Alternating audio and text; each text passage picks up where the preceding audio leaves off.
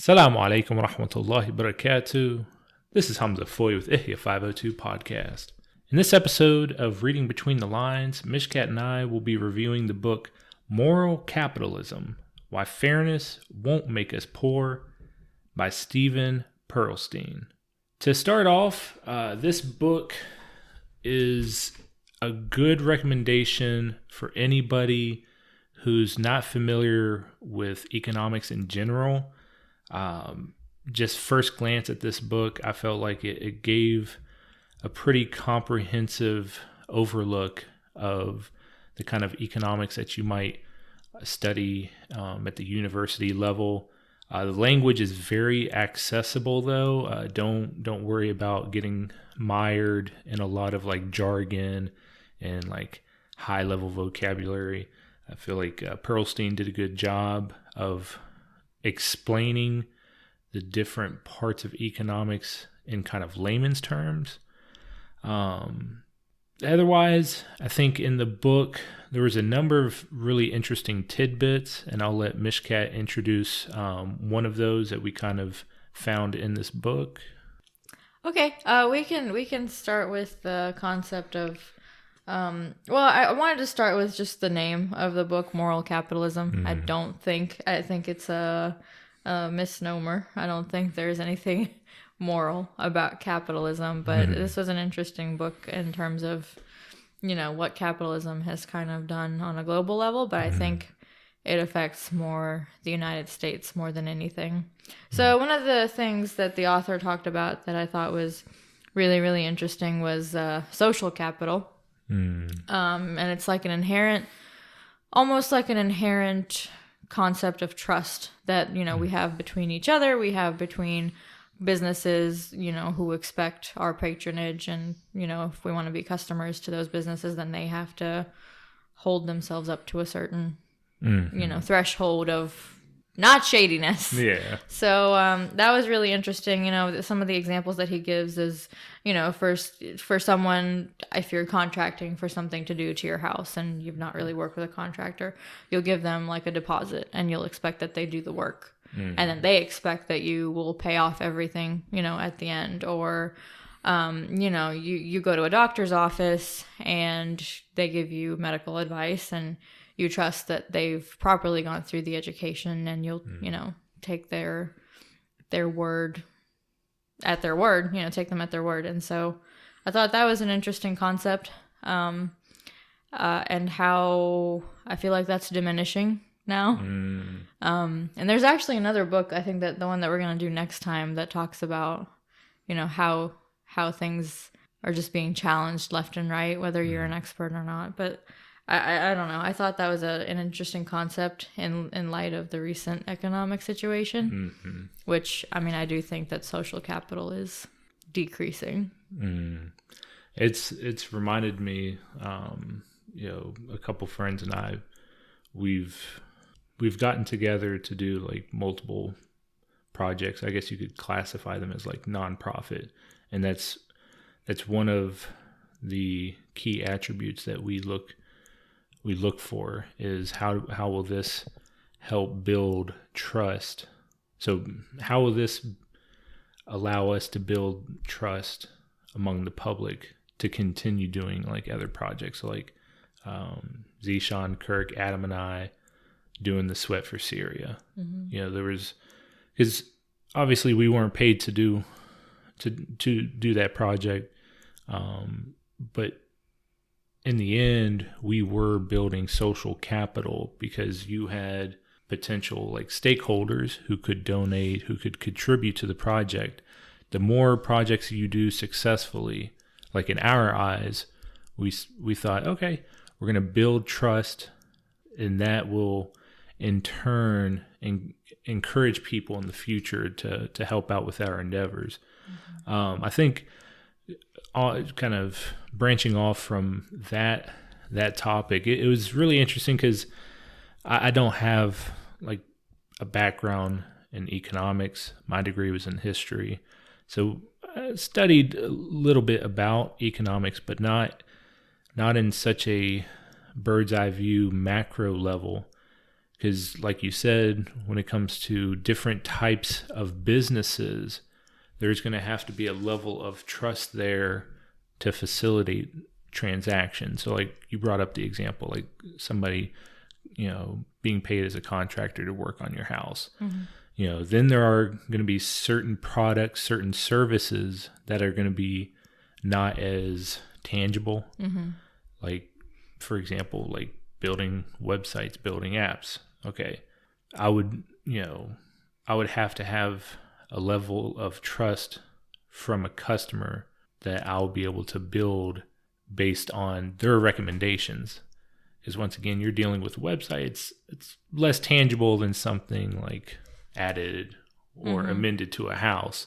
So there's got to be a level of trust there that they have in like a web designer that, okay, if I describe it like an abstract description, you'll be able to build it. Mm-hmm. That was another thing that he was pointing out in the book, just that the fact that, there's so many different transactions that human beings can have with one another. Mm-hmm. And those different transactions are going to have like a level of trust so that the person who's performing the service or furnishing the good will actually meet the expectation of the person who's making that purchase for that good or that service. I think that was something mentioned in the book that I thought was interesting. And by the way, those listening, you're going to probably hear us thumb through the book. I think the layout of the book, he was taking on like economics as a whole. So it jumps around a little bit. There was something that I remember I marked off though, and this is going to be a different topic, but related to economics. And it was the concept of predistribution versus redistribution. So one of the issues that he tackles in the book is about the growing inequality, especially in the United States. I mean, he addresses the world as a whole, but once again, him as an author, he's more familiar with the United States. I think the United States also has the biggest equity gap, though. Yeah. And so he brings up the fact about if we want to level the playing field, so to speak, in terms of our economics, in terms of trying to readjust that growing inequality, there's two different ways to go about it. And once again, as somebody who's studied U.S. history, when he brought this up, I was very familiar with it because in the United States, we have this whole concept of like culturally we're very antagonistic against redistribution. Unfortunately, and especially in our later half of our history, any form of redistribution typically gets tagged like socialism.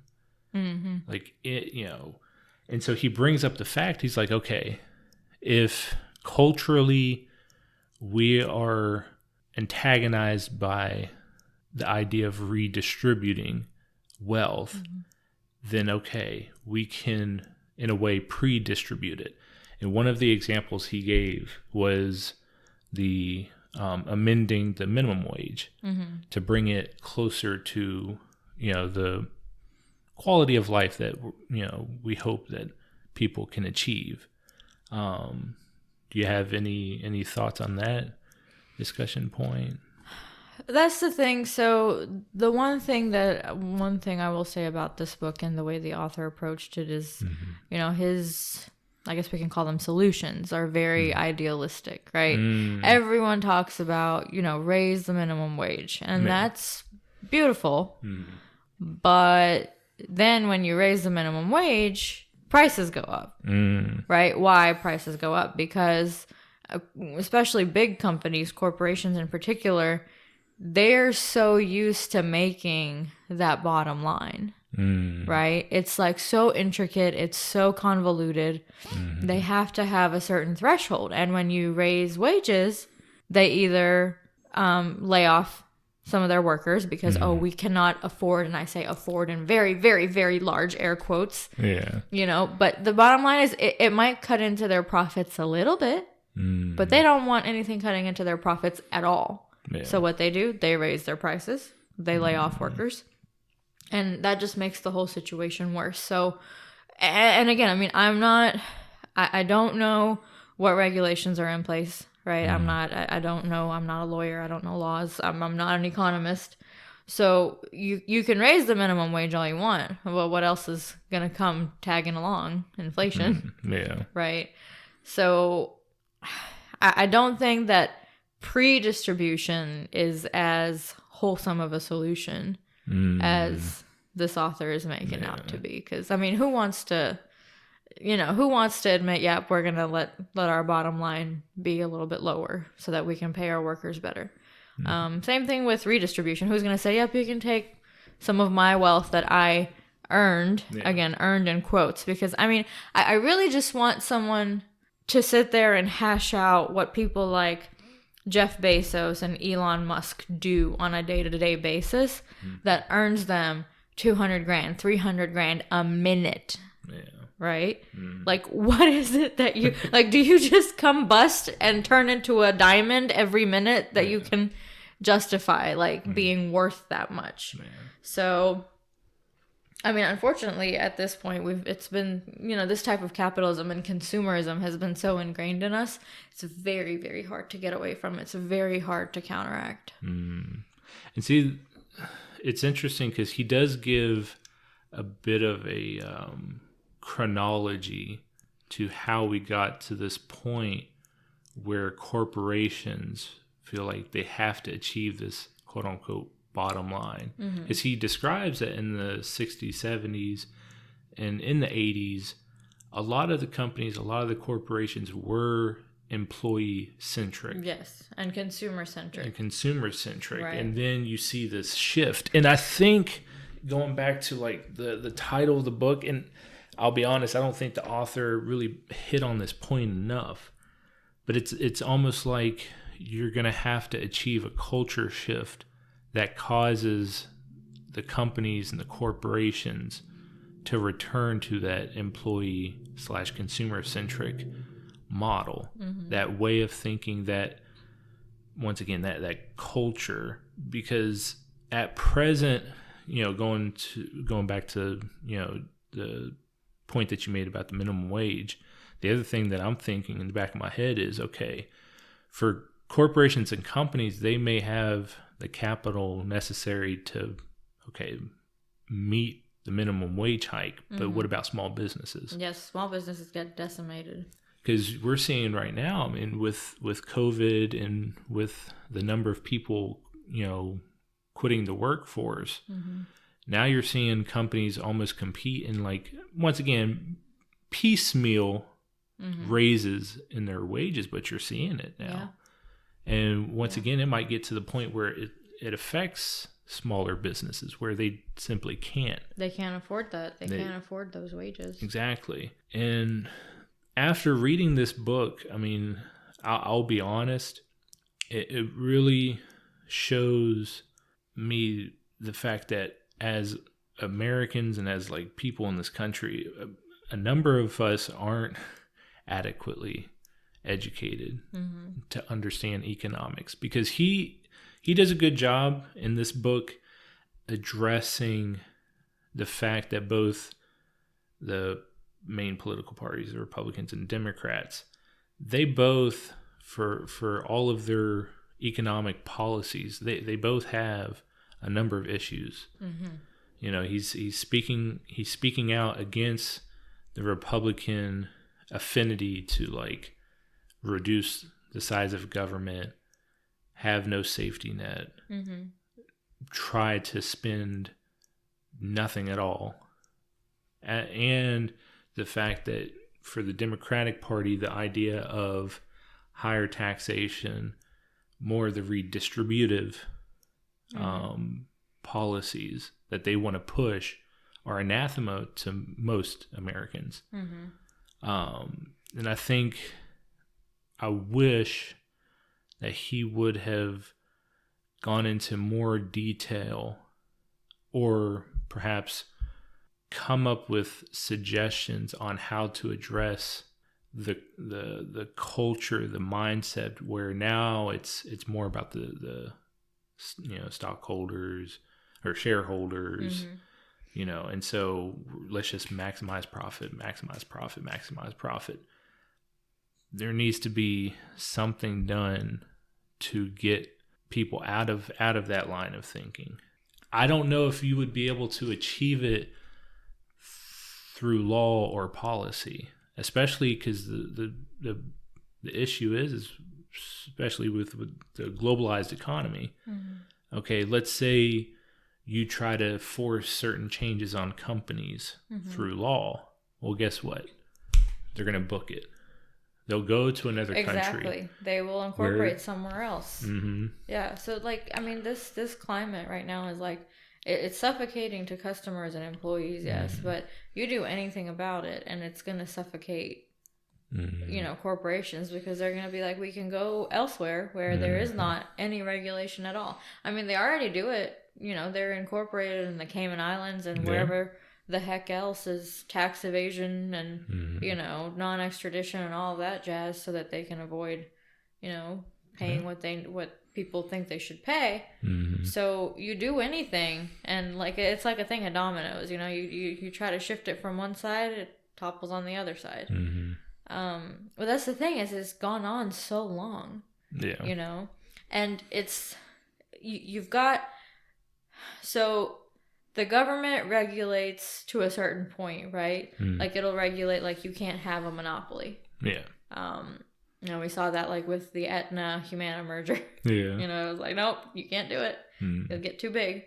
So it's like now corporations can get away with being shareholder centric because you have so many consumers. I mean, just millions and billions of people who are wanting to consume. And that if you lose one customer, probably another customer is going to take their spot. But the flip side is, for customers, you also have more options, right? You have, I don't like the way this company does this. Let me go to the other one. But you can never expect that a company is going to change its business practices, because why should it? There are no incentives. You brought up another point when you were discussing, especially the fact that CEOs are being paid so much more than employees or management level staff.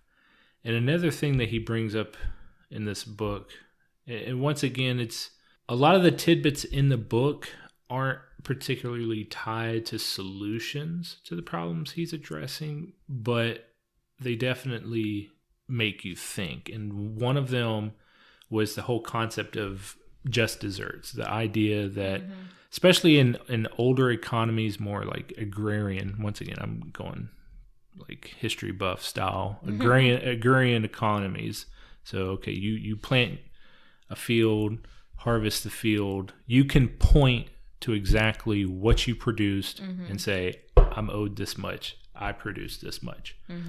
Whereas the economies of now, it's either intelligence, based, not intelligence based, but a lot of it, it's automated, or a lot of it is collaborative. And so in these collaborative economies, with the more complex products being produced, the more complex services being rendered, it's a lot harder to point to something and say, I did X, I'm owed Y. Well, okay, I mean, so many people engaged in that.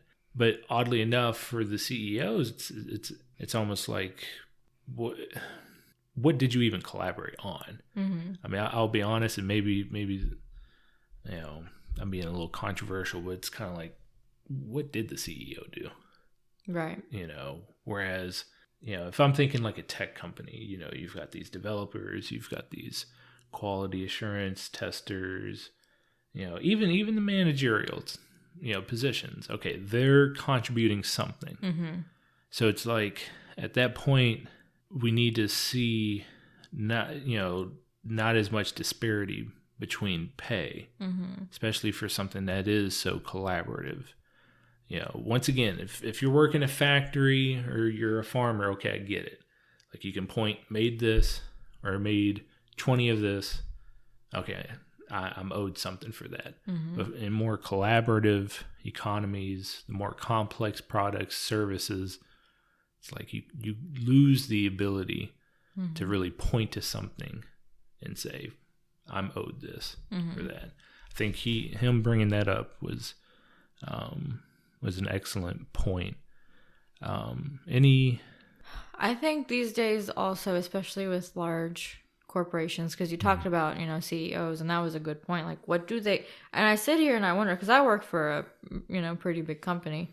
And so I sit here and I wonder, like, what do CEOs do in a day that they should make so much money, right? Because to me, the way I see it, the higher up you go on the corporate ladder, the less time you put in, the less work you put in, and the less you get into the weeds, right? Upper level leadership, senior level leadership does not want the nitty gritty. They want like the 50,000 foot overview, like give me X, Y, and Z. Don't say X squared plus, don't give me details. And I see that at my job all the time. So I think to offset that, I think that these like upper level, C-level personnel, they're also being paid to assume risk, right? So they assume a certain amount of risk, a certain amount of liability if the company goes completely kaput, or if there's like, in my case, because I do cybersecurity, if there's like a giant breach, right? Then you start, you're basically in the hot seat to the government, because depending on how bad the breach is, if it was politically motivated, then you're, in trouble like lawfully. You've got legal battles that start happening. You've got, class action lawsuits if you've lost a whole bunch of data, or, whatever happened. So I think that these days, CEOs and C-level officers are also paid depending on the amount of risk that they take, or depending on, it's all perception, right? It's all perception based. Now, because there have been a bunch of breaches, there have been and I'm focusing on like the cybersecurity side of it because that's what I know the most about. Target breached, who was I can't remember. I think it was an Anthem. Anthem was breached at some point, really bad. ECW, medical records breached. Target breached. Equifax. We all remember the Equifax breach. I mean, man. So I don't think anybody went to jail for those breaches. Maybe people were fired. But it's like, if you're going to get paid to assume the risk, then assume the risk, have the consequences, and have your wealth taken away if something like this happens. But we don't see that. So they would have us believe this, but that's not really what happens. So again, begs the question, if it's not A, the work that you do in a day, and it's not B, the risk that you assume, over the course of business, why are you getting paid so much? It's really interesting because you brought up like these various breaches.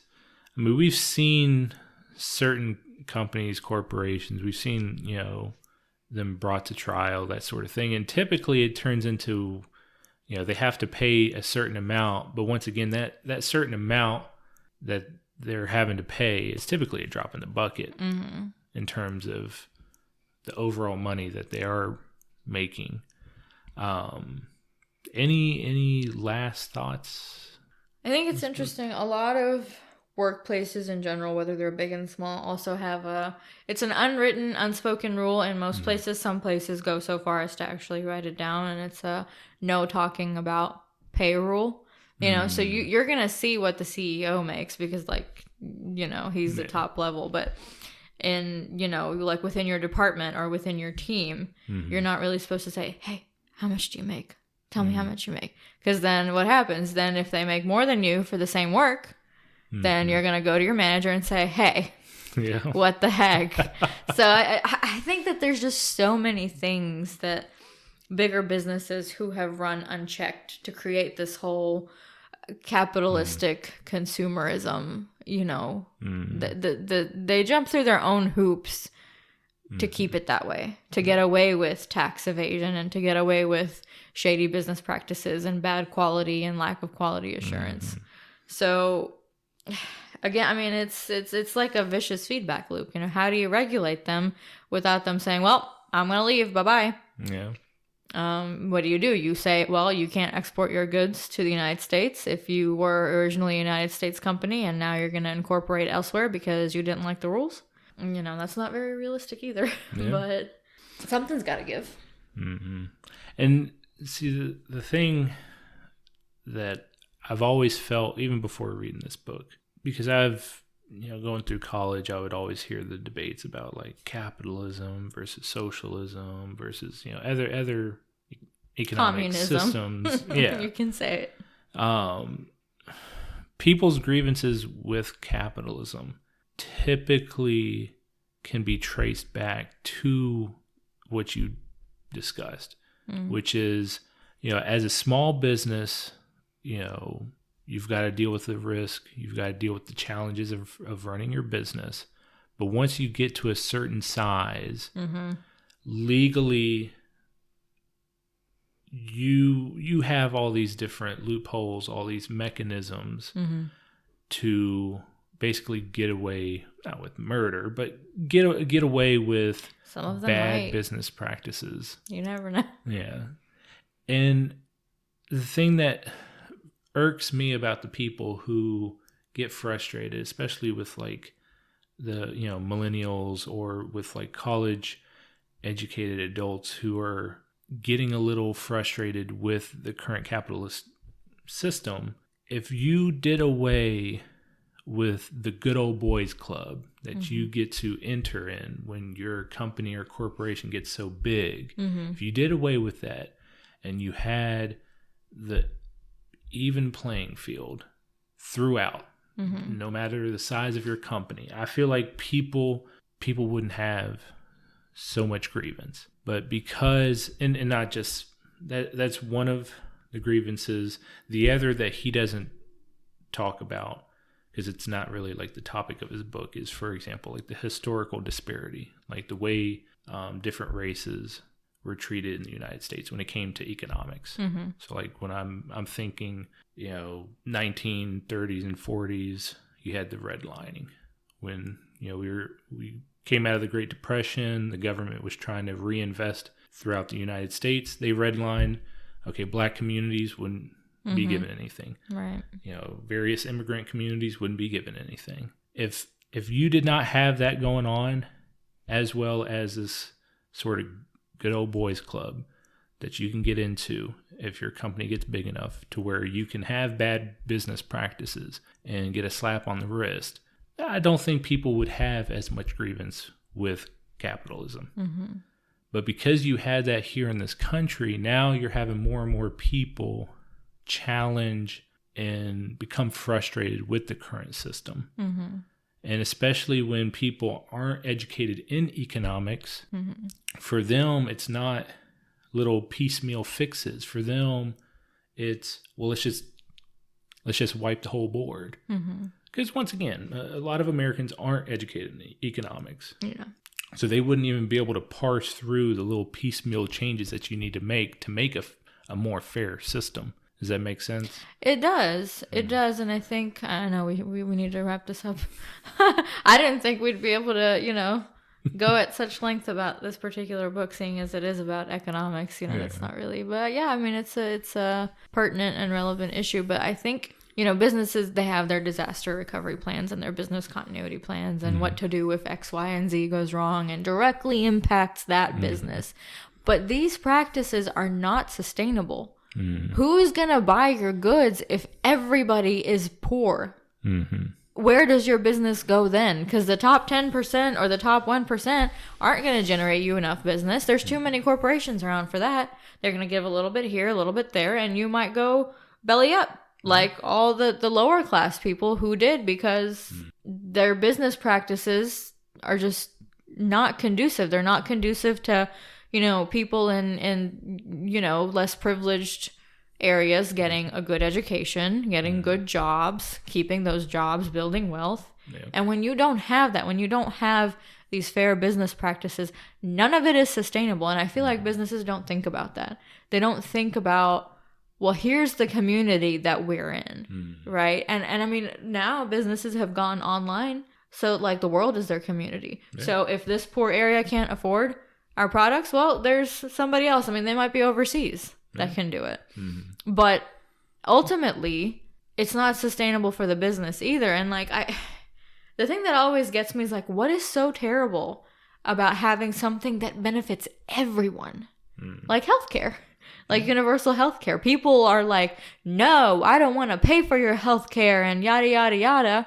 You're sitting here paying for a, $100 and something billion military machine. For what? Yeah. For what? I just, people's, and it goes to a lack of education. Mm-hmm. But you can't have education if the prices of university are like $50,000 a year just to get, an arts degree. It doesn't make sense. No. So it goes back to being just a very vicious feedback loop that somebody somewhere very, very smart has to break. There's one solution. When I say solution, I know for listeners, you don't have a lot of context, which is why I suggest you read the book. But one of the solutions to the fact, he brings up in the book the fact that our economy is a lot different than the economy of 50, 100, 200 years ago, and that a larger portion of our economy has to do with products being produced and services being rendered that rely on a certain level of education, a certain level of intelligence. And he said this is also explaining some of the inequality, because over the past 50 years, we've lost a lot of like our manufacturing here in the United States. Mm-hmm. Yep. Now, the manufacturing sector, you didn't really need a good education. You didn't need a high intelligence because it was that factory system. Mm-hmm. Each person played a role. You're adding a part to a car. Once it's out of the conveyor belt, okay, it's a complete car. Mm-hmm. Rinse, repeat, rinse, repeat, rinse, repeat. So it was very mundane in that way. Our agrarian culture, once again, you're planting, you're harvesting. You don't need an education for that. You don't need a high intelligence. But in our economy today, a lot of the products that we're producing, a lot of the services being rendered, you're needing to learn maybe a programming language. Mm-hmm. You're needing to attain a certain level of education. And I feel like one of the solutions to bridge that gap is for companies to go back in and basically, in a way, although yes, it's going to take some financial resources from that company, but they're going to have to go through and take people on board and educate them, and then allot them into open positions within their company. And locally, we do have. I think I brought this up to you. Humana was doing the UI UX Academy. Mm-hmm. So they were taking people, and they were specific about zip codes.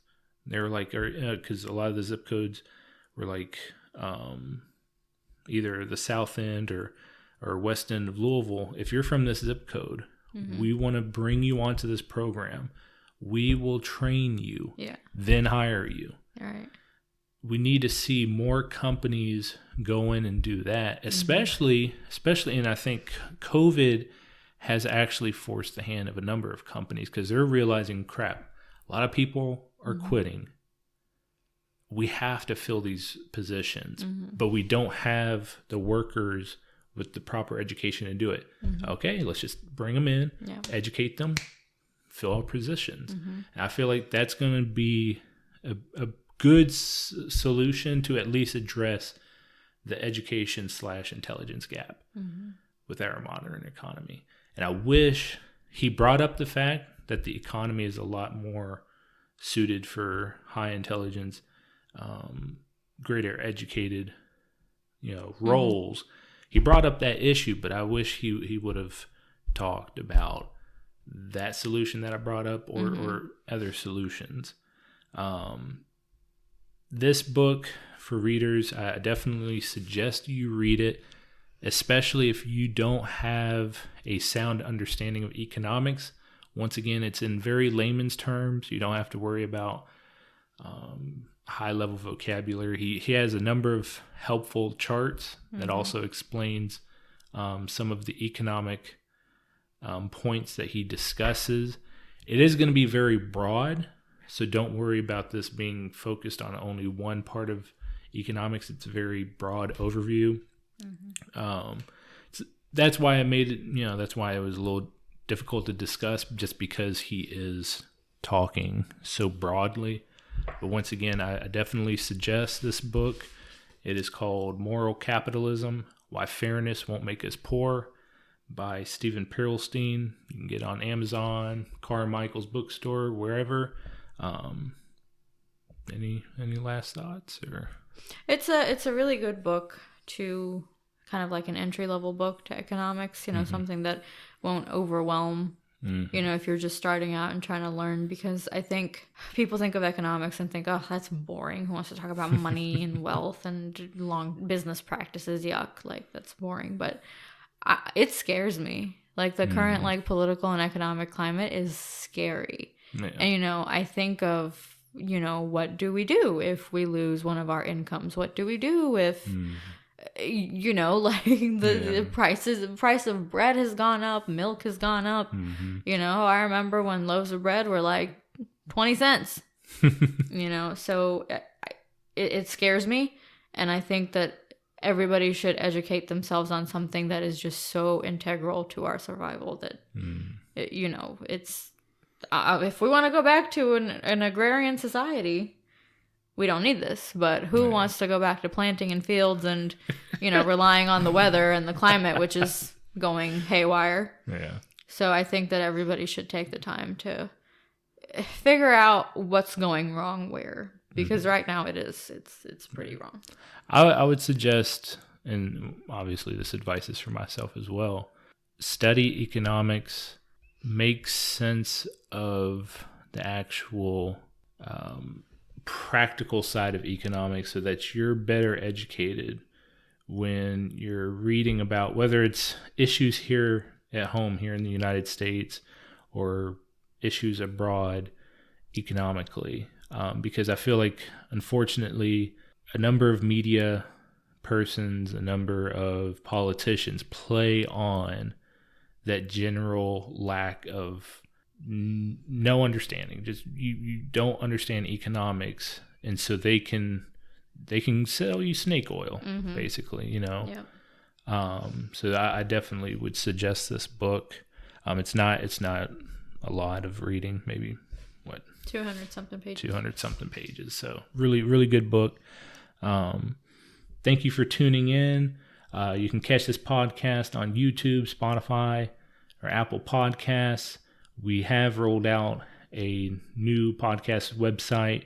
Feel free to leave feedback, whether about the website or the podcast in general. And if you ever want to hop on the mic, please feel free to reach out to me. Jazakallah khairan. Wassalamu alaikum. Assalamu alaikum.